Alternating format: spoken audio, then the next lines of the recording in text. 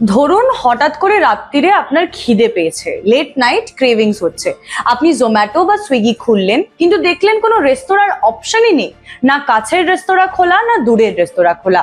তাহলে কিন্তু অবাক হবেন না, কারণ রেস্তোরাঁরা একে একে ছেড়ে দিচ্ছেন সুইগি এবং জোম্যাটোর হাত।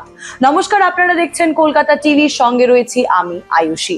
ব্যাঙ্গালোরের পরে এইবার কলকাতাতেও দেখা যাচ্ছে যারা রেস্তোরাঁ মালিক রয়েছে তারা কিন্তু একে একে সুইগি জোম্যাটোর মতো ফুড ডেলিভারি অ্যাপের থেকে মুখ ঘুরিয়ে নিচ্ছেন বা সরে আসছেন। তাদের দাবি যে ক্রমশ বাড়তে থাকা কমিশন, বিজ্ঞাপনের খরচ, অতিরিক্ত চার্জ এবং না জানিয়েই হঠাৎ করে সুইগি বা জোম্যাটোর ছাড়ের যে একটা ঝোঁক তৈরি হয়েছে তাতে কিন্তু প্রফিটের থেকে লসই বেশি হচ্ছে রেস্তোরাঁ মালিকদের। তাদের কি অভিযোগ তাও জানিয়ে রাখবো আপনাদের। আগে কমিশন ছিল 12 থেকে 15%, কিন্তু এখন অনেক রেস্তোরাঁ মালিকের দাবি যে 19 থেকে 23% কমিশন কিন্তু তাদেরকে দিতে হচ্ছে। আর যারা নতুন রেস্তোরাঁরা জোম্যাটো বা সুইগিতে সাইন আপ করছেন ডেলিভারি পার্টনারের জন্য, তাদের কিন্তু প্রায় 28 থেকে 32% এক্সট্রা কমিশন বা চার্জ দিতে হচ্ছে।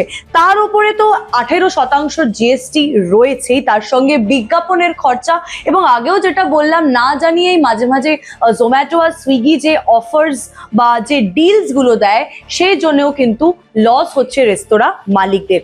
কাদের কি বক্তব্য সেটাও জানিয়ে রাখবো। 6 বালিগঞ্জ প্লেসের যে প্রতিষ্ঠাতা রয়েছেন তিনি জানিয়েছেন যে কমিশন গত বছরে প্রায় দ্বিগুণ হয়েছে।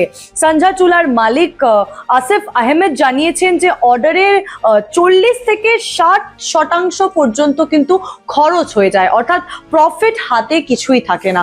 এর মধ্যে দ্য ইয়েলো টার্টল বলে যে রেস্তোরাঁ রয়েছে, গত 6 থেকে 8 মাস ধরে কিন্তু তারা অলরেডি সুইগিকে বয়কট করেছেন।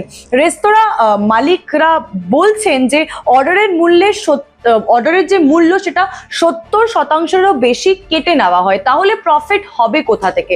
সেই কারণেই কিন্তু বহু রেস্তোরাঁ যেমন আমিনিয়া কিন্তু নিজের ডেলিভারি পার্টনার বা নিজের ডেলিভারি সিস্টেম আরো শক্তিশালী করছে, যাতে তারা বাড়িতে গিয়ে নিজেদের delivery system without any extra pay মানুষের বাড়িতে খাবার পৌঁছে দিতে পারেন।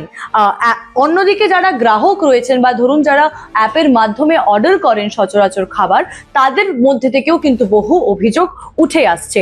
অ্যাপ ব্যবহারে যে খাবারের দাম সেটা কিন্তু রেস্তোরাঁর তুলনায় দ্বিগুণ বলে দাবি করেছেন বহু গ্রাহকেরা।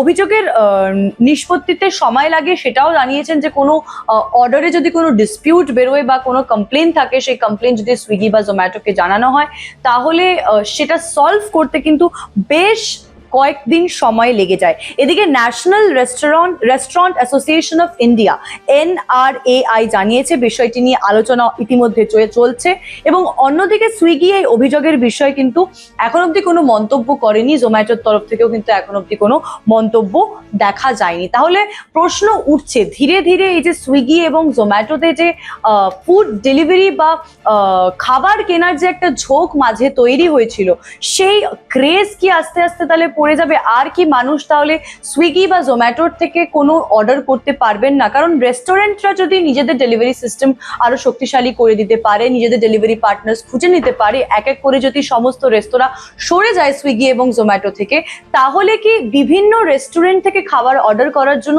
তাদের ব্যবহৃত অ্যাপ ইউজ করতে হবে? সেদিকেই থাকবে নজর। আরো খবরের জন্য চোখ রাখুন কলকাতা টিভির পর্দায়, রাত দিন 7 দিন।